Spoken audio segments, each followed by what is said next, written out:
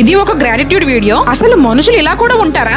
ఊరు దాటి వారం రోజులు కూడా ఎక్కడ ఉన్న దాఖలాలే లేవు. అలాంటిది పెళ్ళయ్యాక సిటీలో వచ్చి పడ్డాను. ఎవ్వరూ తెలియదు. హస్బెండ్ ఆఫీస్ కి వెళ్ళిపోతే ఒంటరిగా ఉండాలి. భయపడుతూనే కొత్త ఇంట్లో అడుగు పెట్టాము. అప్పుడు పరిచయం అయ్యారు. నన్ను ఒక సిస్టర్ లాగా కాదు తన డాటర్ లా చూసుకున్నారు. అమ్మ జాబ్ వల్ల రావడం అయ్యేది కాదు. సిస్టర్స్ ఎవరు నాకు లేరు. నా through out pregnancy and after delivery అసలు నాకు కష్టం తెలియకుండా గడిచింది అంటే కారణం వాళ్ళే. ప్రెగ్నెన్సీలో హస్బెండ్ కి అవ్వకపోతే హాస్పిటల్స్ కూడా తిప్పారు. ఆఫ్టర్ డెలివరీ 3 months కే వచ్చేసాను. పిల్లోడు స్నానం నుంచి వాడిని ఆడించడం, వాడిని టేక్ కేర్ చేయడం, వాడి వ్యాక్సిన్స్ ఏమైనా ఉంటే తీసుకెళ్లడం. అసలు ఎవరు ఉంటారండి ఇలాంటి నైబర్స్?